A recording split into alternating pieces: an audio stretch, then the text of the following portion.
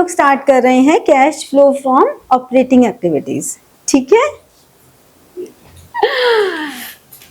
हमने पढ़ा था कि कैश फ्लो स्टेटमेंट में 3 एक्टिविटीज होती हैं, ऑपरेटिंग, इन्वेस्टिंग और फाइनेंसिंग।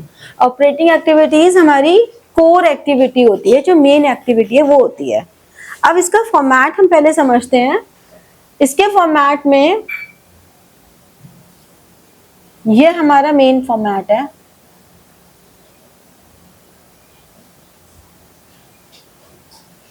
यहां पे हम लेते हैं प्रॉफिट बिफोर टैक्स। ठीक है, प्रॉफिट बिफोर टैक्स यहां पे हम लिखते हैं। आखिर ये फिगर आती कहां से है?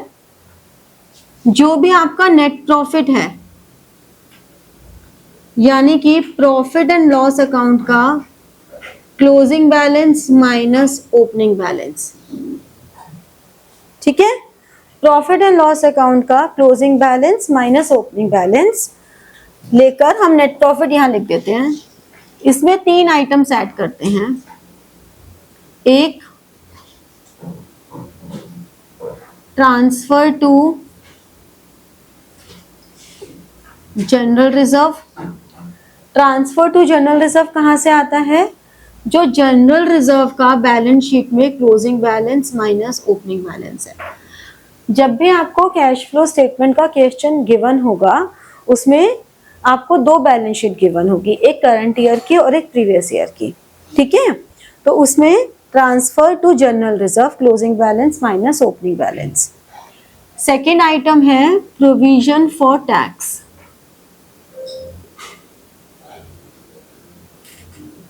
प्रोविजन फॉर टैक्स का ट्रीटमेंट अभी डिटेल में बताऊंगी। थर्ड आइटम है डिविडेंड। डिविडेंड 2 तरह का होता है, एक है प्रपोज डिविडेंड, एक है इंटरिम डिविडेंड। इंटरिम डिविडेंड को हम कैश डिविडेंड भी कहते हैं, और इंटरिम डिविडेंड का मतलब है ड्यूरिंग द ईयर, यानी कि आपने डिविडेंड डिक्लेयर किया और पे किया, तो ये कैश डिविडेंड है। जबकि प्रपोज डिविडेंड जो कि एनुअल जनरल मीटिंग में प्रपोज होता है, फिर उसको अप्रूवल मिलता है, फिर वो फाइनलाइज होता है, फिर वो पे होता है, तो it take a long process. But cash dividend या इंटरिम डिविडेंड का कोई लॉन्ग प्रोसेस नहीं होता, ये हमेशा आपको एडजस्टमेंट में गिवन होता है। ठीक है, इन सबको करके हमें जो ये फिगर मिल रही है, ये मिलता है प्रॉफिट बिफोर टैक्स। ठीक है, ये प्रॉफिट बिफोर टैक्स मिल गया। अब इसमें आपने ऐड करना है non cash and non operating expenses. Non cash and non operating expenses.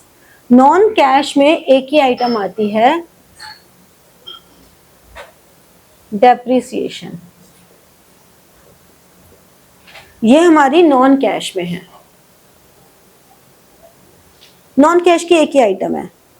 ठीक है, रेशियो एनालिसिस में भी ये पॉइंट ध्यान रखना है कि हमारे जो भी ऑपरेटिंग एक्सपेंसेस हैं, उसमें office administrative expenses, selling distribution expenses and depreciation. Depreciation is an operating expense.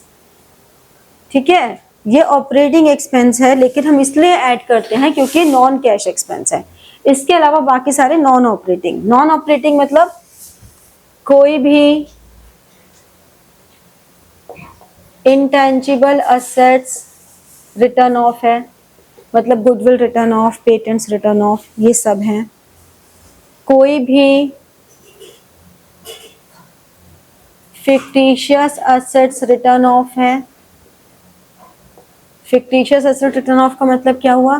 Primary expenses return of, underwriting commission return of. ठीक है, कोई भी ऐसा एक्सपेंस जो कि फिक्टिशियस एसेट्स है। किसी भी तरह की फाइनेंस कॉस्ट है, तो फाइनेंस कॉस्ट का मतलब क्या हुआ? Debenture interest, interest on bank loan, ठीक है ना, debenture interest, interest on bank loan, ये सब आइटम्स, ये फाइनेंस कॉस्ट हो गई, ठीक है। ये सब आइटम्स के अलावा loss on sale of assets है, ये हमने ऐड कर दिया, वापस ऐड बैक कर दिया, ठीक है।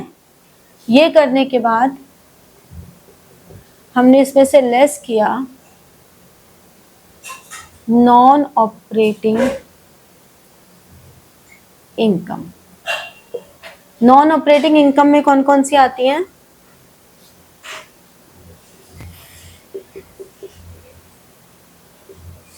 नॉन ऑपरेटिंग इनकम इसमें आती हैं रेंट, डिविडेंड, इंटरेस्ट रिसीव्ड, ठीक है। ये नॉन ऑपरेटिंग इनकम है क्योंकि ये बिजनेस की कोर एक्टिविटी से रिलेटेड नहीं है।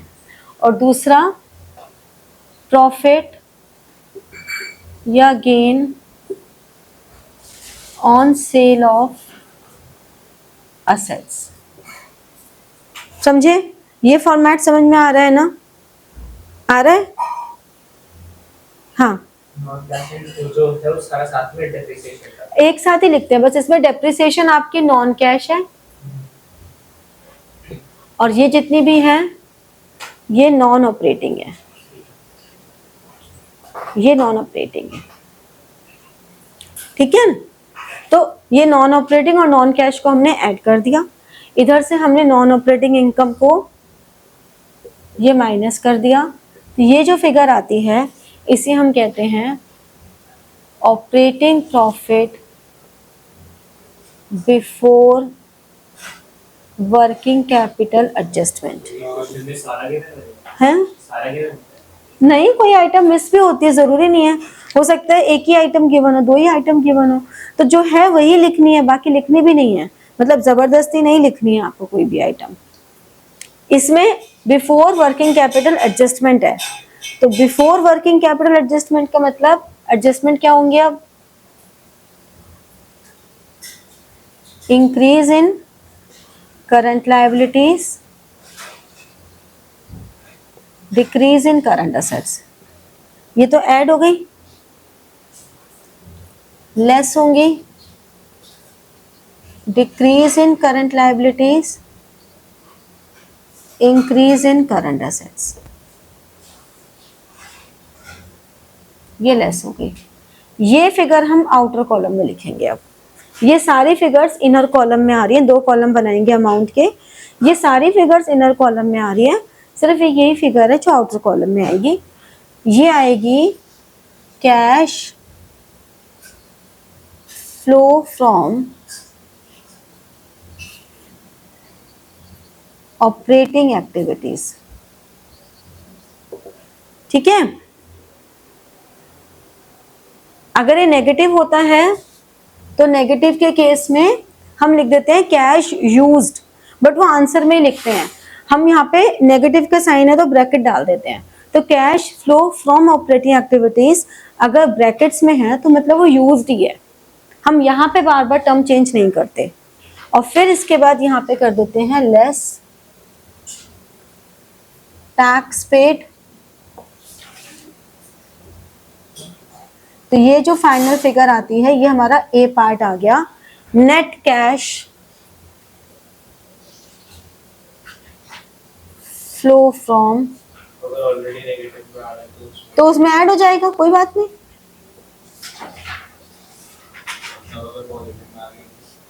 कैसे होगा? अगर ये नेगेटिव में है, ये तो नेगेटिव में होगा ही होगा टैक्स पेड।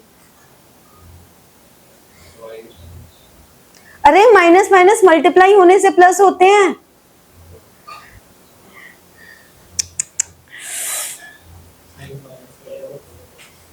अगर दोनों आइटम माइनस के होंगे तो फाइनल आउटकम माइनस का ही आएगा ना ऐड करने से, भाई साहब,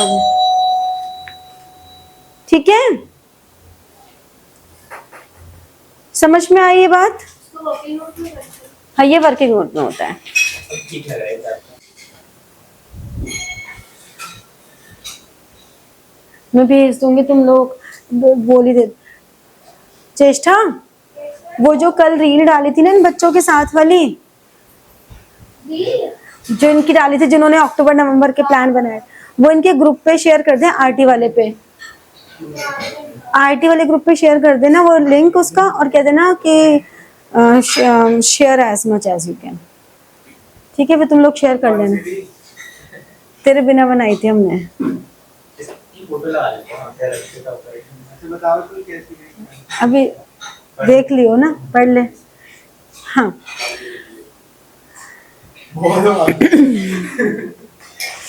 चलो चलो चलो। अब नेक्स्ट क्या आता है? अब नेक्स्ट हमारे पास आता है जो हमने ऑपरेटिंग में आइटम्स लिखी थी। जैसे कि एक आइटम हमने लिखी थी provision for tax. Provision for tax में अगर हमें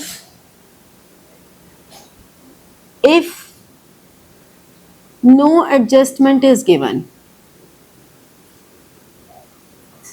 ठीक है, हमें कोई एडजस्टमेंट गिवन नहीं है, ठीक है, सिर्फ वो बैलेंस शीट में गिवन है, तो जो हमारा प्रीवियस ईयर का बैलेंस है, यानी कि जो हमारा ओपनिंग बैलेंस है, उसे हम पेड लेके चलते हैं, जो कि ऑपरेटिंग में एंड में जो हम माइनस कर रहे थे ना टैक्स पेड, ये वो वाली फिगर होती है। जो प्रीवियस ईयर की फिगर है, वो प्रीवियस ईयर की फिगर, और जो ओपनिंग बैलेंस होता है उसे हम पेड लेके चलते हैं। जो करंट ईयर की फिगर है, जो कि क्लोजिंग बैलेंस है, उसे हम ड्यू लेके चलते हैं और नेट प्रॉफिट में प्लस कर देते हैं। जो बिल्कुल स्टार्टिंग में नेट प्रॉफिट में प्लस किया था प्रोविजन फॉर टैक्स, ये वो है। ऐसा हम कब करेंगे? जब किसी भी तरह की कोई एडजस्टमेंट गिवन नहीं होगी, ठीक है। But if any adjustment is given, अगर किसी भी तरह की कोई इन्वेस्टमेंट्स गिवन हैं, तो हम प्रोविजन फॉर टैक्स अकाउंट बनाएंगे।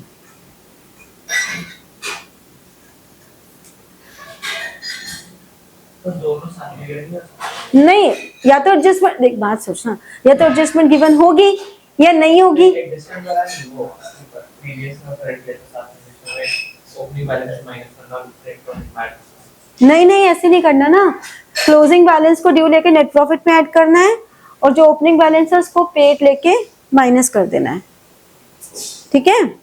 फिर अगर एडजस्टमेंट गिवन है, तो जो हमारा ओपनिंग बैलेंस है वो यहां आ जाएगा। जो ओपनिंग बैलेंस है वो यहां आ जाएगा, और जो हमारा क्लोजिंग बैलेंस है वो यहां आ जाएगा।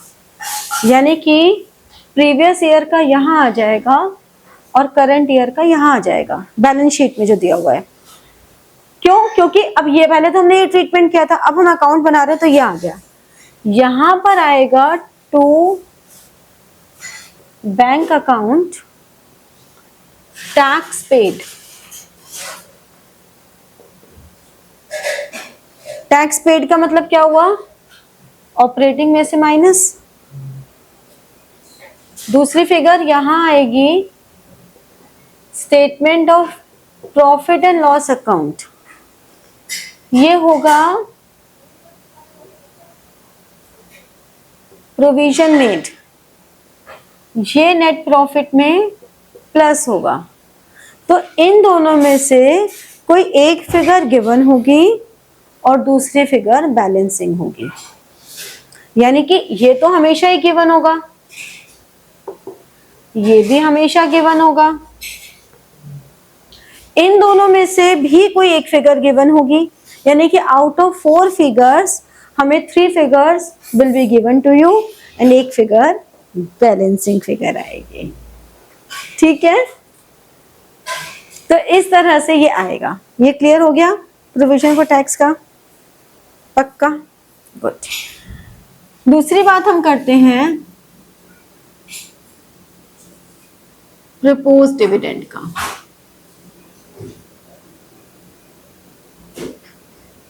प्रपोज डिविडेंड मैंने बताया कि एक लॉन्ग प्रोसेस है, मतलब पूरा डिक्लेयर होता है, अप्रूवल मिलता है, फिर पे होता है। तो इसमें आपको नेवर गिवन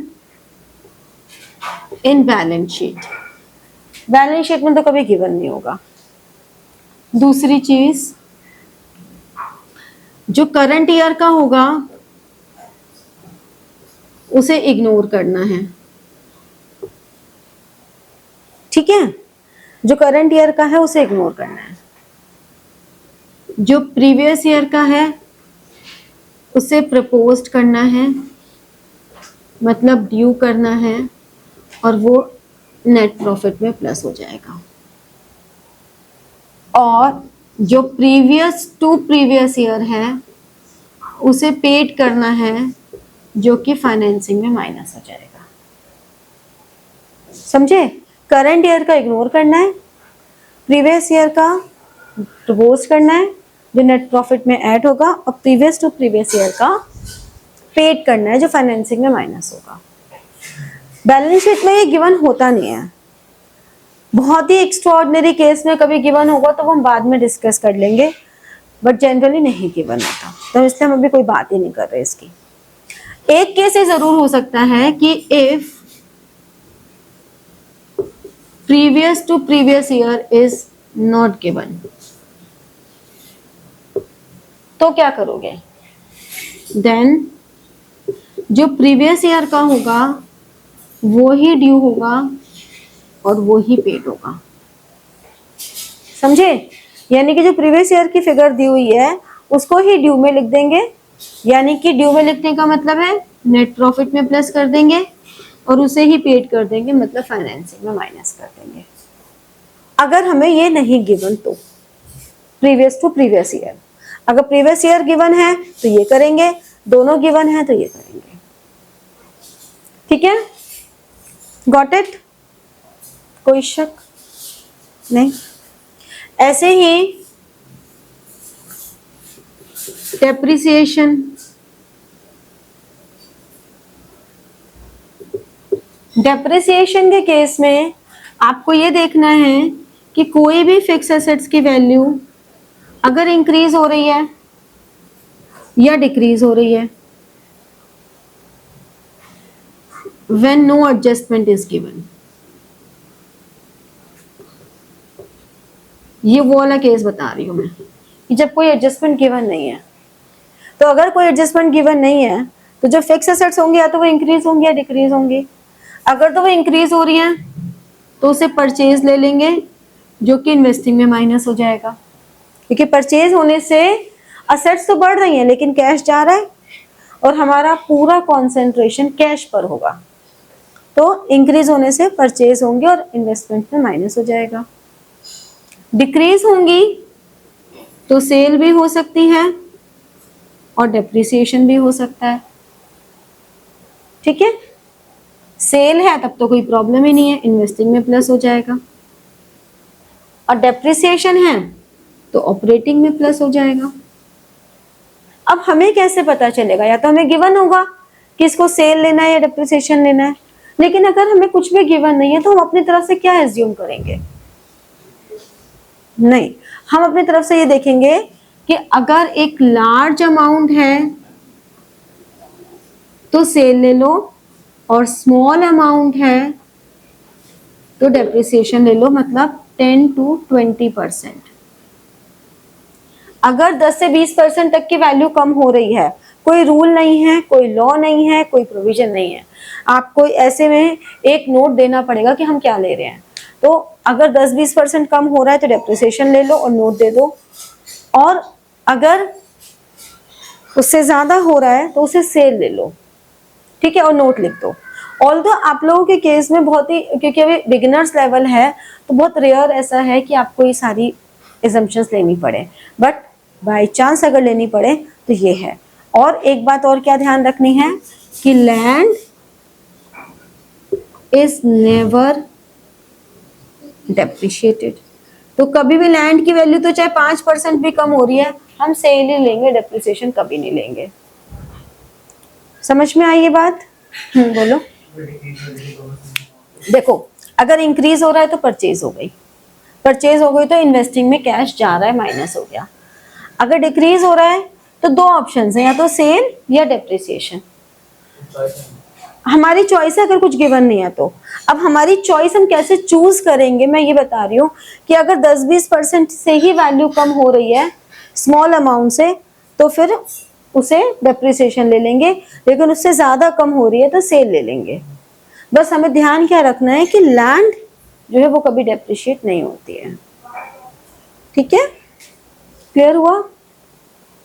समझ में आई बातें? चलो, हैं प्रैक्टिस, इसीलिए प्रैक्टिस चाहिए। जिस भी चैप्टर में बहुत ज्यादा चीजें होती हैं, देखो कोई भी चैप्टर है ना अकाउंट्स के, मैंने कहा ना उसके कॉन्सेप्ट्स तो हम अगर चाहें ना तो एक दिन में सारे कॉन्सेप्ट्स खत्म कर सकते हैं। बात यही है कि प्रैक्टिस करने से ही वो कॉन्सेप्ट्स आपके दिमाग में फिट होंगे। जब मैंने पढ़ाना शुरू किया तो ऐसा थोड़ा ना है कि मैं पहली क्लास में मुझे सब कुछ इतना रटा हुआ था, मुझे बुक रेफर करने की जरूरत पड़ती थी, लेकिन पढ़ाते पढ़ाते यही चीजें बिल्कुल सेट हो गई दिमाग में। तो आप लोगों को प्रैक्टिस करनी है इतनी ज्यादा, इतनी प्रैक्टिस करनी है कि आपको दिमाग में सेट हो जाए। अब किसी बच्चे को 20 क्वेश्चन में सेट हो जाएगी, किसी को 5 में हो जाएगी, किसी को 50 में होगी, हर एक का अपना अपना कैलिबर है। तो आपको अपना देखना, ये नहीं देखना कि अच्छा उसने 10 क्वेश्चन में उसको सेट हुई थी तो मैं 10 कर लूं। सब अपने अपने हिसाब से देखो, ठीक है ना? चल।